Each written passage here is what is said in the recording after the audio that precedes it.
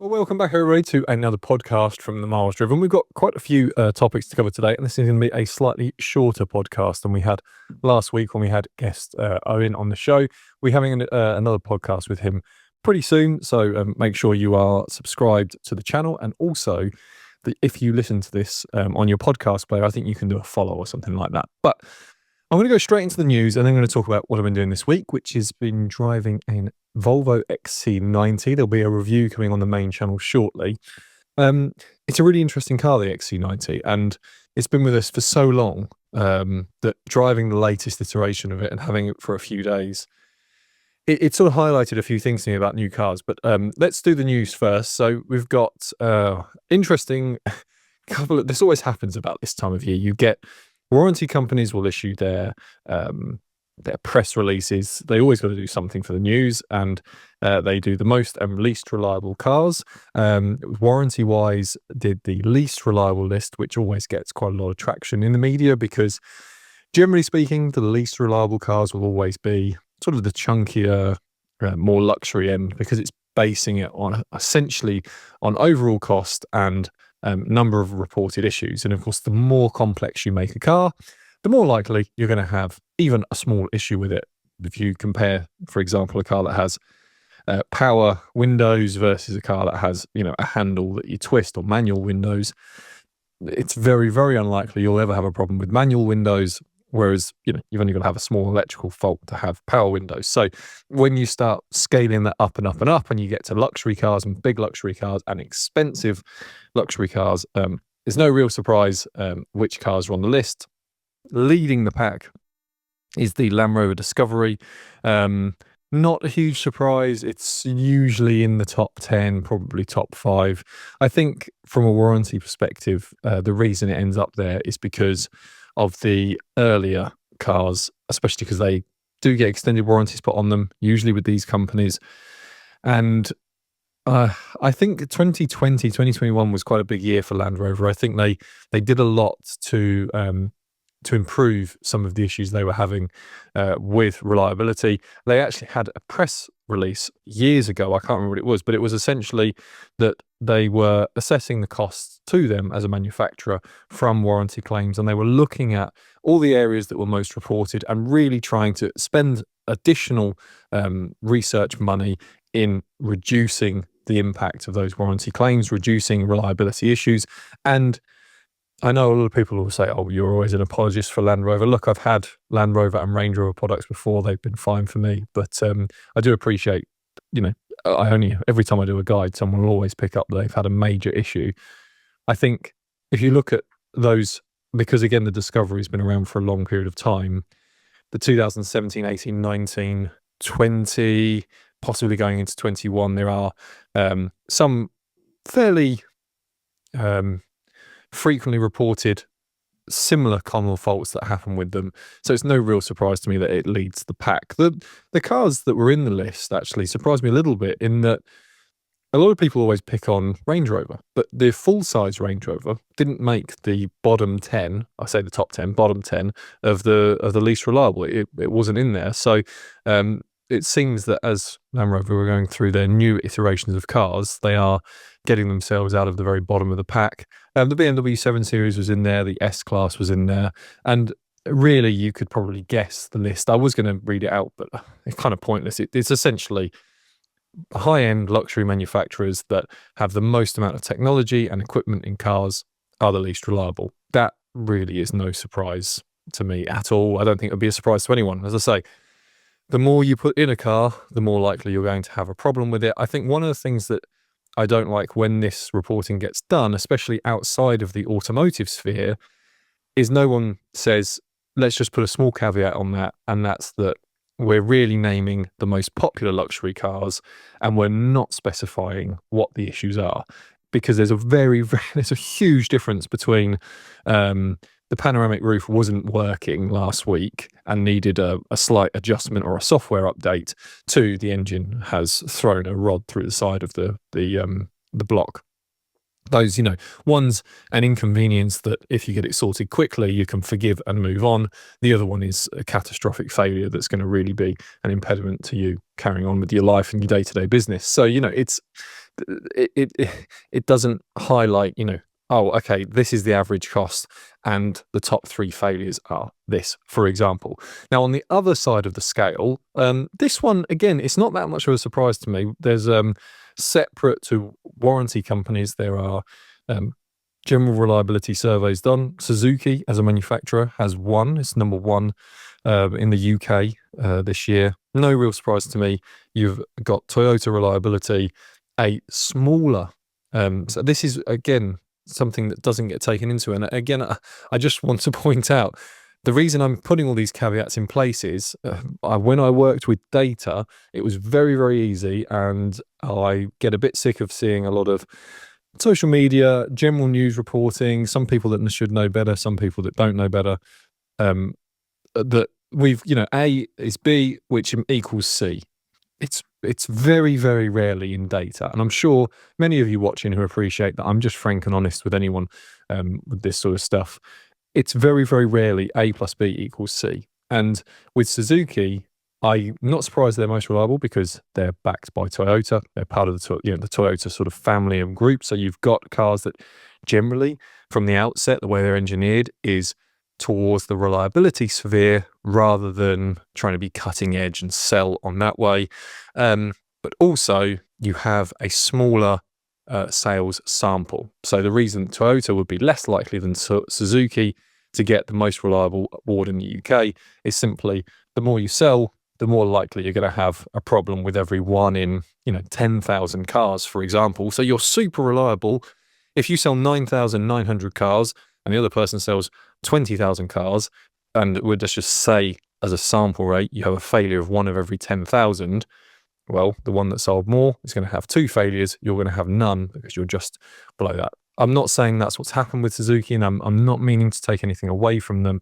I just want to sort of open up the data a little bit, because what I saw from this is people I've worked for before, some publications I've worked for, just sort of report it out there like, yep, there's the report, there's the news story, let's move on.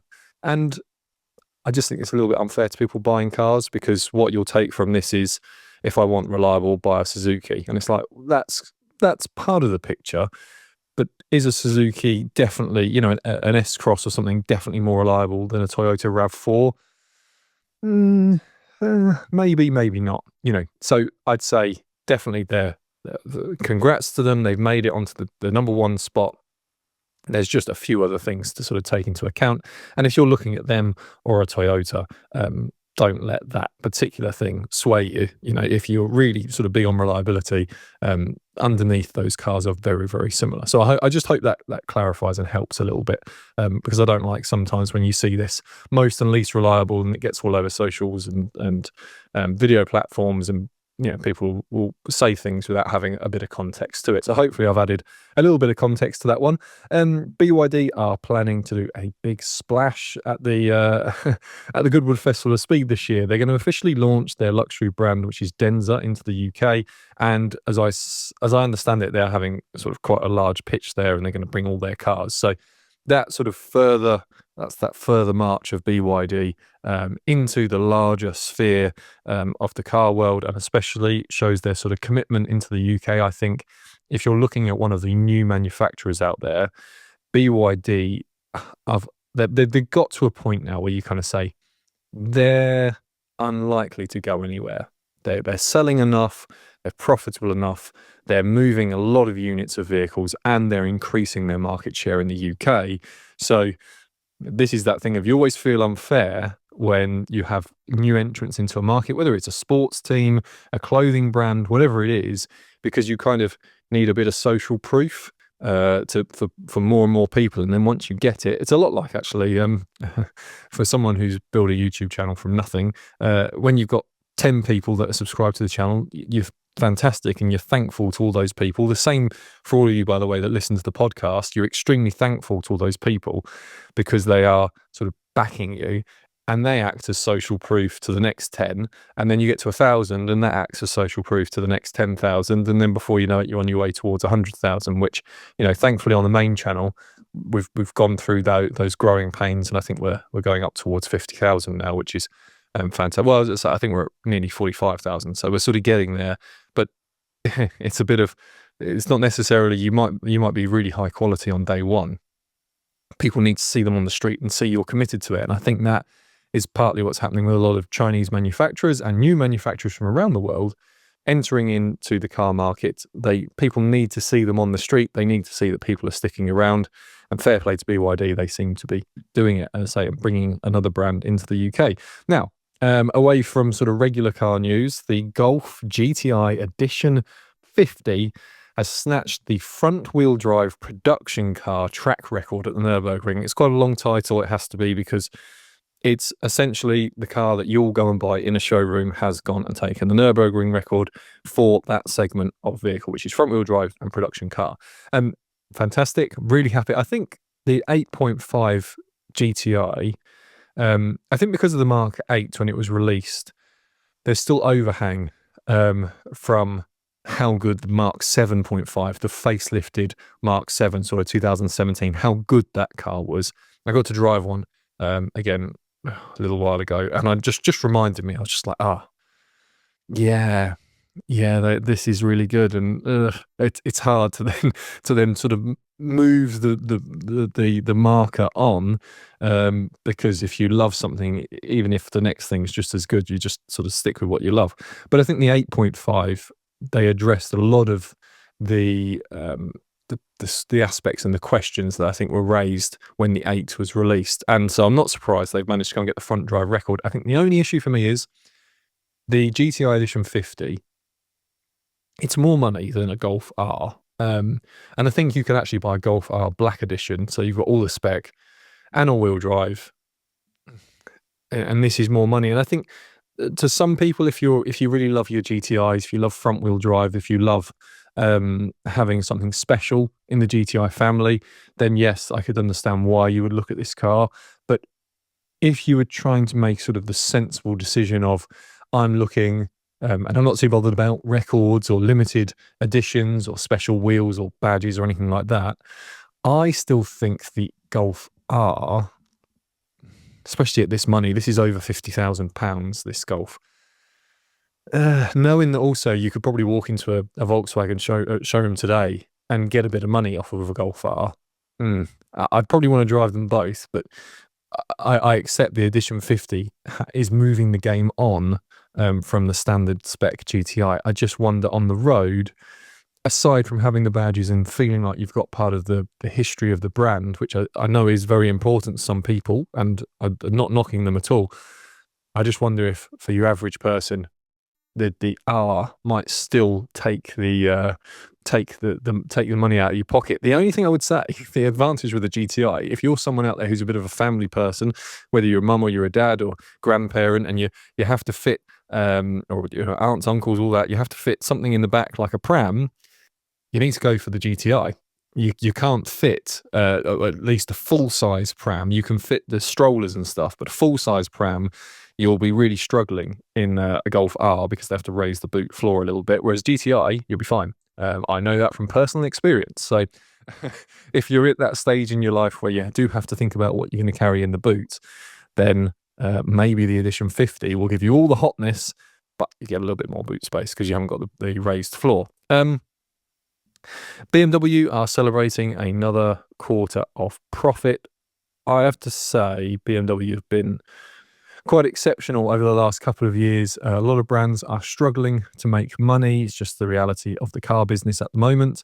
And BMW are the ones that are, they've just got their strategy right, I think. And because of that, another quarter of profit. They've got growing profit, percentage-wise, so their earning before tax was 7.6%. And they now have a free cash flow of 777 million euros, which is up 81%. So fantastic for them. I think they went through a rough 2024, 2025 period, as did most manufacturers, and they're coming out the other end of it strong. So happy for that. I've made no bones about the fact that I like BMW vehicles. I've owned several myself, so this isn't me trying to say something that I wouldn't, back with my own money if there was a BMW at the moment that I was particularly interested in. I'm very, very keen to see the next generation 3 Series. I know the current 3 Series is a very good car, but I'm really keen to see the next generation. Hopefully, when that comes out, we'll get it into the main channel for a drive. the Audi RS5, the new RS5 with the hybrid system, the plug-in hybrid, has had its pricing confirmed in the UK. So it is going to start, the very sort of the entry point is £89,400. That's for the saloon model. If you want the Avant, which I'm sure most people will, that's £91,300. It will have the 2.9 V6 bi-turbo engine, which is essentially a similar engine as to what it had previously, but this time it will have a 130 kilowatt hour electric motor paired with it, which obviously you can charge up, but the combined figure will be 639 PS from the RS5, which is just colossal. And I think a lot of people, because I think you get around 50 miles on the battery, a lot of people are going to find that they are able to enjoy this car on electric if you can charge cheaply or at home or something like that, day to day. And then when they haven't got the dog and the family or whatever else in the car, they can go for a B-road blast and really have a great bit of fun. So again, another car I'm quite excited for, and hopefully Audi will lend us one and we can have that on the channel in the future. A note on the price, I've given you the entry points of pricing. The very top end, so they have Vorsprung Performance. So the Avant Performance Vorsprung model will be 109,000. I thought it was 101 then. No, £109,385. So it does step up quite a little bit in pricing if you want to go for the very top model. So we've had the Volvo XC90 in this week, and there's a few things. The main channel will have the review coming out. I think it'll be next week. The video is at the end of its editing phase. We just have to do a little bit in for sound. I'll give you a bit of the inside baseball of that. It was a bit of a difficult one to film. It took 3 attempts. It was just some camera issues, some lighting issues.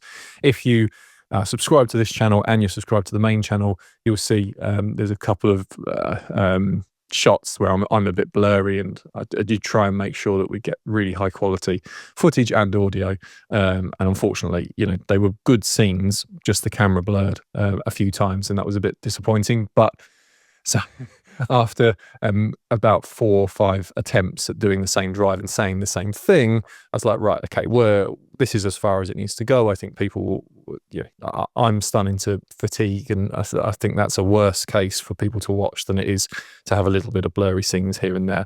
But aside from that, it was a really, really interesting car to have, and that's because I didn't realize actually. So I had the T8 model, the hybrid, plug-in hybrid model.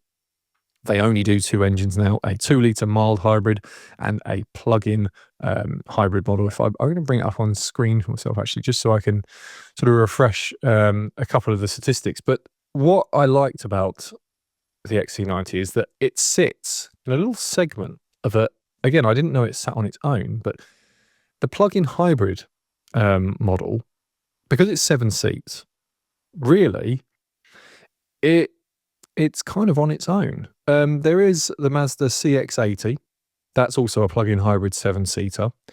There is a Chery Tiggo. It's not really a direct competitor. It's much, much cheaper. It's nearly a third of the price. But it is 7 seats and it is plug-in hybrid, but it has a smaller engine.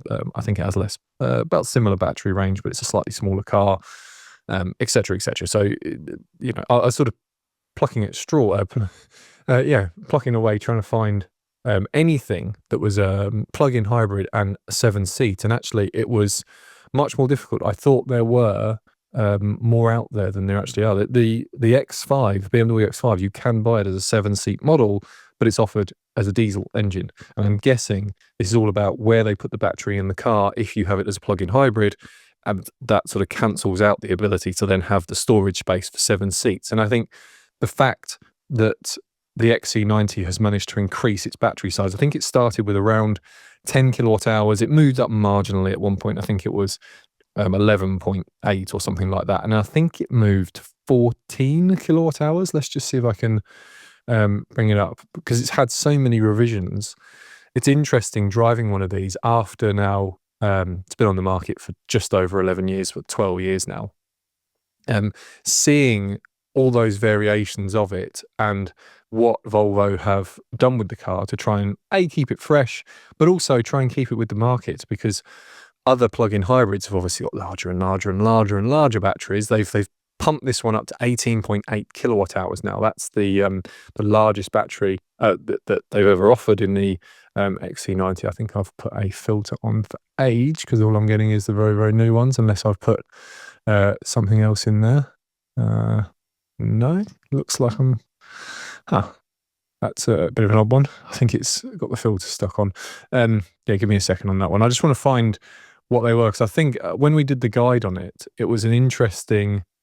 it was interesting to see. It used to be called twin engine.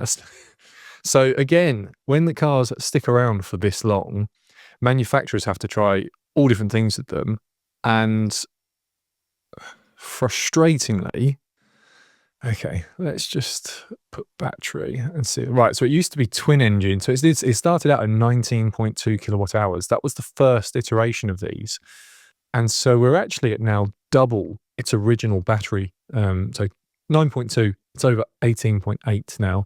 As I say, it moved up to 10.4.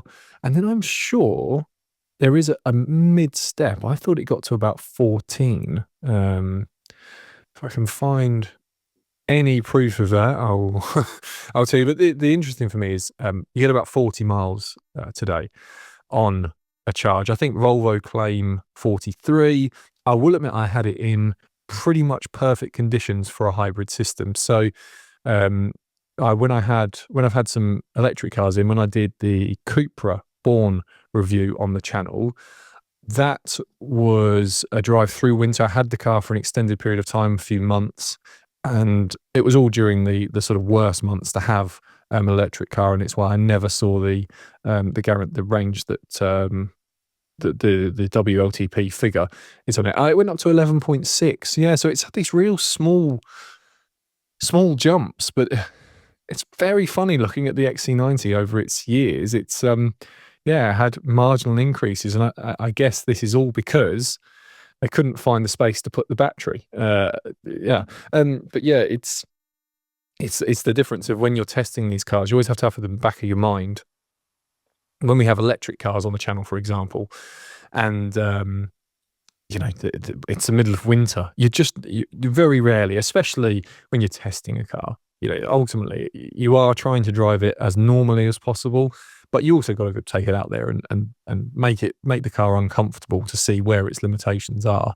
And I have a couple of corners that are nearby me that I have sort of committed to memory, and I know I always mention it on the drive that I know are just not that kind to cars. One of them, it sort of turns in and then turns in on itself. So just as the weight of a vehicle shifts, it then shifts again, and you get a feel of cars that are better equipped to get you around a rough road versus ones that will struggle. I have to say, XC90 actually did fairly well. It was quite slow around the more challenging corners, but if you're buying this car, I don't think anyone's trying to carve up a B road. So yeah, it was a really uncomfortable situation for it, but it did it. I was pleasantly surprised actually with how well it did. A couple of other things that I want to say though is that the fact you can have it plug-in hybrid, as I say, we did 40 miles on a charge, seemed to do that fairly consistently. 38 miles I think was one charge, 41 another, and then 40 the other. Is that if you're out there and you're looking to buy a car that does need to accommodate more than 5 people, so a 7-seater, and you want plug-in hybrid, you are really limited on the market. And the fact that Volvo have managed to find the space somewhere to increase the battery size to 18.8. I know there are larger batteries out there. If you go for a BMW X5 plug-in hybrid, you'll get 25 kilowatt hours. Range Rovers are now at something like 36 kilowatt hour or 38 kilowatt hour batteries. So just absolutely huge for their plug-in hybrids. And because of that, they do more mileage, but they don't have 7 seats. It's really interesting to me that Volvo, they were able to do this back in 2015 when they were launching the car, admittedly with a much smaller battery pack, but they said, no, we're going to go 7 seats. We're going to go with a plug-in hybrid option. And that's the one, they've got the packaging right over the years.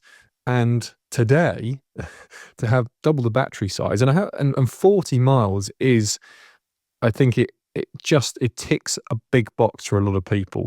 30 plus, when cars can't do 30, so the early versions of this car would genuinely do about 12 miles on a battery charge. They could do a bit more. I think the claimed was 20. I drove one like 10 years ago, and I think I did like 15 miles on one run and then 10 miles on another. So it really depends on where you're driving and how good the regen is and all this sort of stuff. But the claims have always been a little bit, you know. Also, I have to say, I was driving it in very cold conditions when I had it. So I think you could probably get 20 miles from an early one if you're in the right conditions. But 30 miles plus is a good marker point, I think, for a lot of people. I think if you can do 30 miles plus in a hybrid car, that will do most of your Monday to Friday commuting, going to pick up kids, whatever you need to do, and then plug it in overnight, cut your fuel bill dramatically. But then when you need to go and do your weekend run, go and see family that's further afield, you just drive there on the engine, and the engine itself is not that uneconomical. I think the obvious thing that goes against the XC90 is price. I mentioned this in the review. Look, I have to say, I always try and find an edge to price increases that sort of says, okay, you know, was it always an expensive car in the first place? Like, look, the new Range Rover is £100,000 starting. I think it used to start at £60,000, so it's never tried to be a cheap car, and then they've moved it up and up and up. The trouble with the XC90 is, I think back 10 years ago, it probably was sort of just in the price range of a larger number of people. Today, the one I drove was 86. I think it was it's £83,000. That, even with a good finance deal, even with a couple of incentive deals, which I didn't see really. I think they're offering a few £1,000s off if you take it through finance, but any dramatic deals would have to be done through a dealer. It does move it into a margin, and for an older car, it does move it into a bracket where people who are going to have really sort of high incomes to be able to buy this model. And when you then look at a lot of the competition, which is newer, which has been, a new model has come out, or it's been heavily refreshed, or cars like the Q7, which I mentioned in the review, have had a long life. They're also 7 seats, but they're still sold with a V6 diesel engine, which some people, prefer. And they're offered with pretty heavy discounts, such heavy discounts that brand new, you could probably get yourself into a top end Q7 for the same price as the very entry XC90. And the entry XC90 is a mild hybrid 2-litre petrol engine. So it's not the sort of more powerful and more efficient plug-in hybrid version. So that is the challenge against the XC90. I think it's one that they have clearly identified that there is a market that's still out there at that price point. So fair play. This is why I'm always a bit careful commenting on pricing. At the end of the day, they've got entire teams. I once worked, I'm sure some of you, if you're just tuning in for the first time, I didn't do my qualifications in journalism. I got an economics degree, worked as an analyst for a while, and did a lot, worked in the teams in a different industry that have to assess pricing and whether you've got pricing right or wrong, and et cetera, as part of more general analytics within the job. But the Volvo will have a team also doing that. And if people are coming into the dealer and still buying at that price point, and ultimately Volvo do have an even more expensive 7-seat SUV, which is the EX90, the all-electric one, and the market has sort of said, no, we would rather buy the car you already have for sale with a plug-in hybrid or just with a 2-litre. The XC90 also has had very long lifespans previously. So the last one did 2002 to 2015, so 13 years on sale. So the XC90 is not shy at extending its life, and I could see we could have another couple of years of this car fairly easily. So that's a couple of the bits that I think I mentioned in the review, but I thought I'd talk about them on the podcast. The other couple of things I want to talk about is the driving modes within the car. I like the fact that there is, I think you click performance and you can then sort of start to feed a bit of energy into the battery. So if you know you're going somewhere, you can sort of top up the battery as you're going along at a cost of fuel economy. But if you're going to go into a city where you'd be getting poor fuel economy, start stopping on the engine, it's definitely better to have a bit of charge behind you. And in hybrid mode, so when I had several occasions where I did run this car down to 0 miles on the battery, the one critique I'd have of it, I know if you're putting into the navigation system where you're going every single time, it will manage the battery. So it will say, okay, let's use the engine for this part because it's more efficient for you to use the battery later on. The trouble is, I don't want to enter the nav where I'm going every single time. That's a personal thing. But also, if I know where I'm going, I don't really need the navigation. So I'm not going to start my journey by having to go onto the screen and blah, blah, blah. But if you are someone that can do that, you would get the most efficient running. Otherwise, you have to do everything manually, i.e. you go into a menu, you then go into driver modes, and then you've got, I think it's pure performance, hybrid, and there is another mode in there also, but I can't quite remember the name of the all-wheel drive, which I think is sort of more for off-roading, or at least driving away from the road or in poor conditions. If you leave it in pure, you'll just drive on the battery. And I think if you're someone who, say, you do a 30-mile commute each day, being able to just click pure and do your commute every single day is... Some people are critical of plug-in hybrids for this reason. They'll say, oh, you're lugging around an engine when you could just have an electric vehicle. And my argument to that would be, you're lugging around a battery that you're... If you've got a fully electric car, the battery doesn't reduce its weight. You do 30 miles on it, you're still lugging around this huge battery pack that weighs quite literally a ton in some cases. So I think it's 6 of one, half a dozen the other its weight. I don't think there is actually a valid argument against plug-in hybrid or against EV if you're looking at electrifying your car. I think the argument goes more, should you buy hybrid or regular petrol mild hybrid today, if you're not looking at plugging in, which many people are not because they don't have access to either charging at home or cheap enough charging to do it themselves. But that's a kind of a separate sort of conversation to the XC90. So the one thing for me was that having to go through those modes manually, so I think I put it in pure a few times when I knew I was just going to go 5 miles and then 5 miles back. The trouble was on other journeys where I was out with quite a few people. The reason I had it was so I could use all 7 seats, even could get the dog in the back, which was fantastic. That's with all 7 seats up. So it's where I say in the review, I really like this car, and I do try and be overly critical of it because I'm trying to pull back my own personal bias in that I rarely drive a car where I think, maybe I should buy one of these. That's also because of personal circumstances, having a family myself and needing a family car.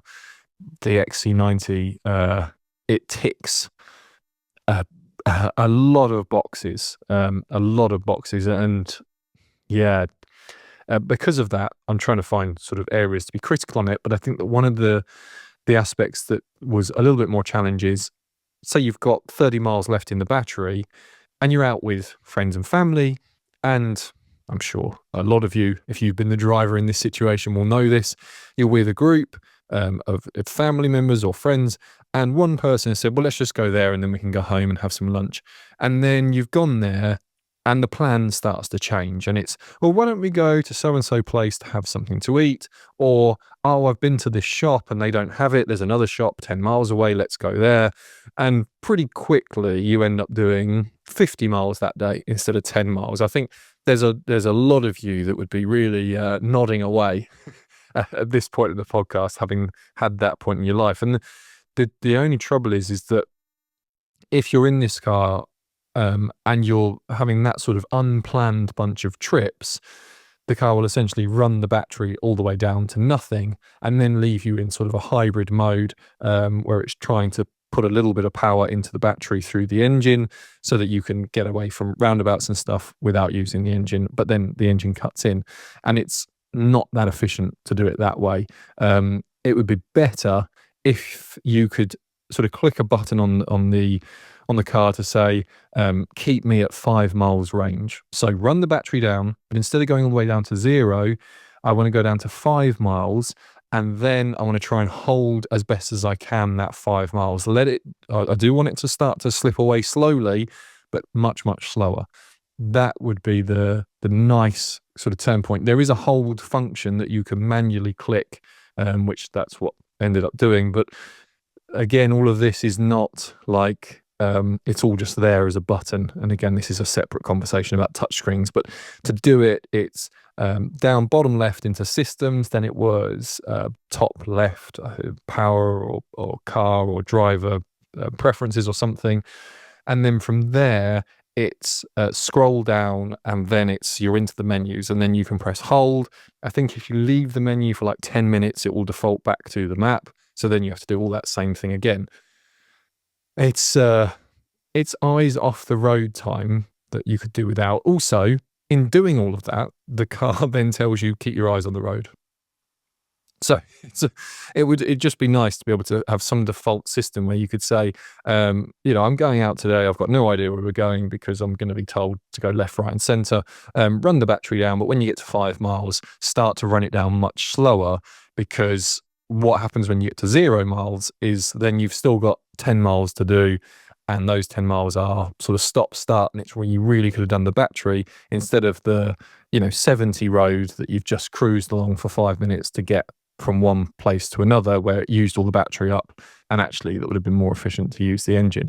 That's me being hypercritical of this car, because as I say, when you like something in car journalism, you should, in my opinion, you should try and find a critical aspect to it. And that kind of shows you how much you must like it, because the only time you'll ever be this critical about something is if you start to put your own brain into buying it, and not just look at it as a 4-wheel product that someone could buy, but actually how does it fit into your life and things like that.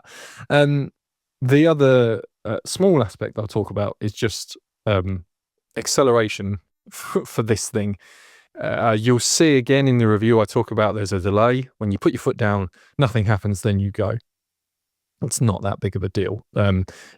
Ultimately, after a second or two, everything kicks in and you've got 450 horsepower throwing you down the road. So it's not a problem. The problem I did face is if you're run low on battery, if you then come up to a roundabout and you're then trying to set yourself off fairly quickly, like you've seen a gap, the gap's big enough and it's safe enough to go out, but you are going to need to get moving because someone has started to put their foot down, or it's just one of those sort of gaps where if you can get out quickly, you're not going to get in anyone's way, and it's a heavy bit of traffic, so you're taking that opportunity. What happens in the XC90 is the hybrid mode gives you a shove, and as you put your foot down, you get, say if you go sort of 10% throttle, 20% throttle, 50% throttle, and you're still not getting enough power, you'll go say 60, 70% throttle, and everything kicks in. And you go from sort of easing your way out of a junction to everyone being thrown back into their seats. So, and you didn't put your foot to the floor. And it's a little, that sort of management between having a huge amount of power and having not quite enough isn't as good as a handoff as I've had in some other plug-in hybrids. And I did have a quick look after I'd done the review on it, because I thought maybe it's just me. This happens a lot. You get in a car, it's the way of car media, car writers, car journalists, whatever you want to call yourself, car creators. You get in car to car to car, and you've got used to the way one car does it and another car does it differently, and there's a button that you could have pressed but you don't know it exists because you're trying to test as many cars as you can, because that's the world we live in. You have to, I do like it whenever I get a long-term test car, because you get to know it and you can give even all those extra little details. But ultimately, Sometimes, yeah, you miss something and then you feel a bit of a fool because owners tell you, no, you just missed this button. And yeah, as I say, you do the best you can, but sometimes you mess things up.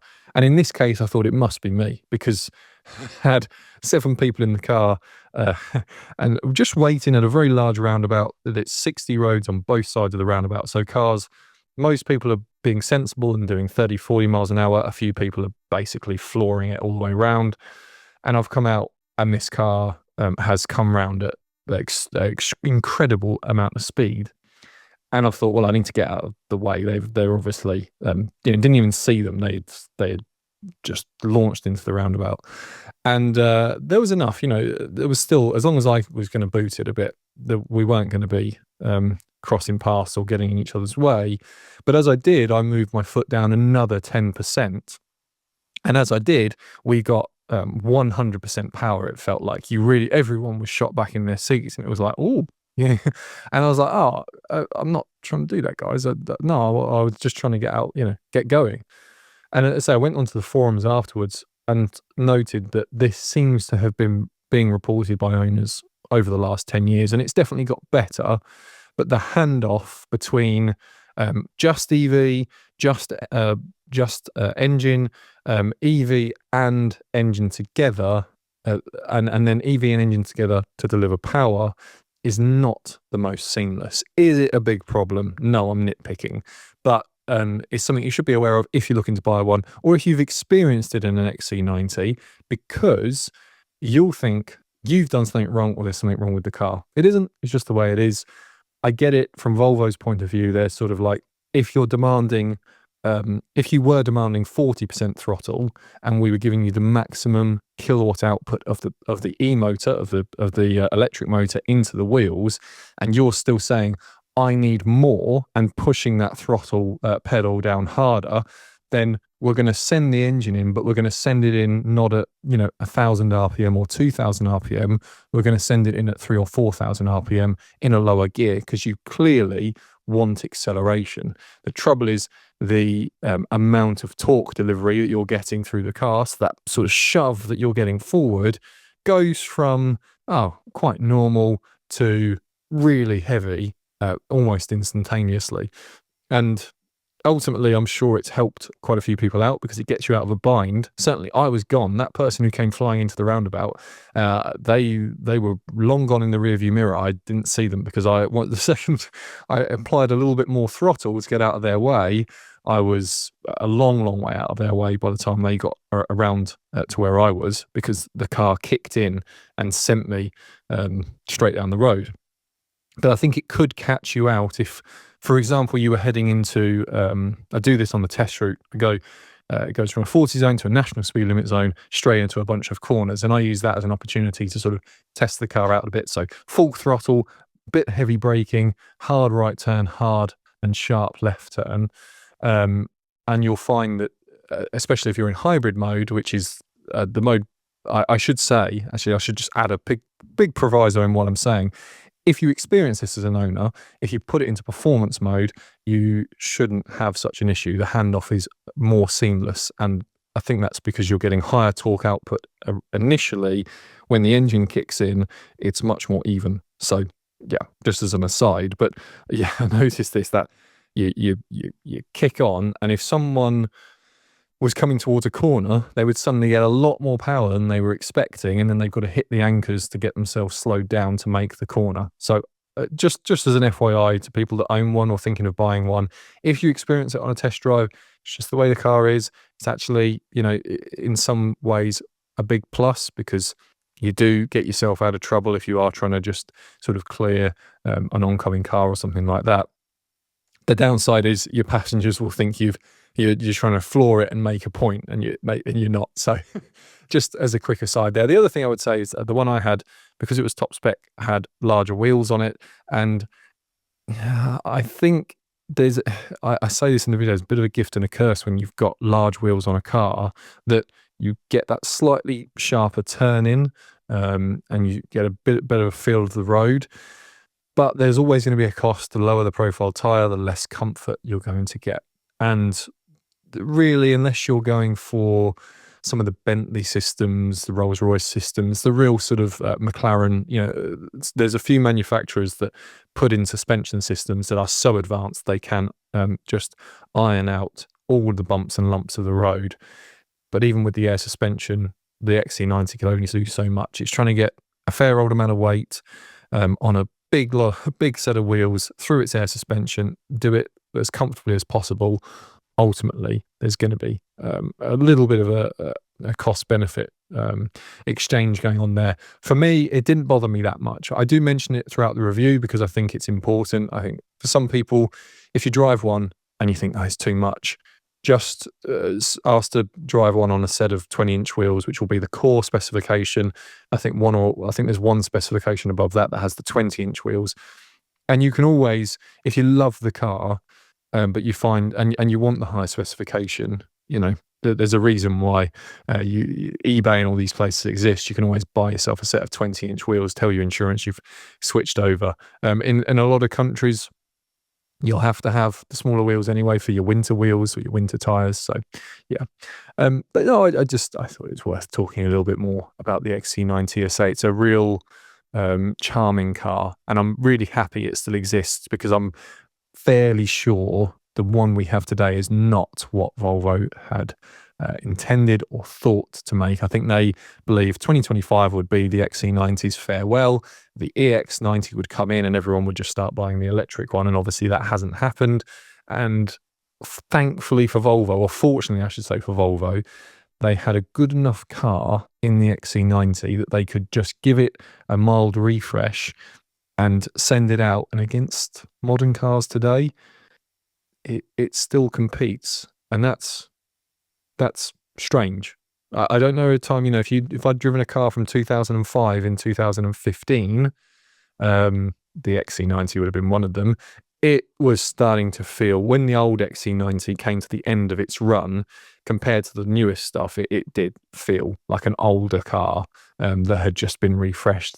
This XC90, it doesn't. I think if you got out of this and then got into X5, Range Rover Sport would probably be Range Rover Sport would probably be the point where you go, yes, there's a difference. But all the other contenders, Q7, X5, Mercedes GLE, and then sort of some of the sort of less obvious brands around that that also do this sort of price bracket car. Funny enough, I think the XC90 would still feel absolutely there. But I would note that one of the contenders, the Mazda CX-80, is one of the few cars I think I mentioned that also does this sort of plug-in hybrid 7 seats. I will try and see if we can get one into the channel because I find that fascinating that it's one of the only companies that's actually competing with Volvo in the plug-in hybrid 7-seat market is Mazda. Good on you, Mazda, for doing that. But yeah, that's the end of the podcast. I hope you've enjoyed it this week. If you have, consider subscribing, consider following the podcast too, and we'll be along next week with more news and car conversation. All right, catch you next time, everyone.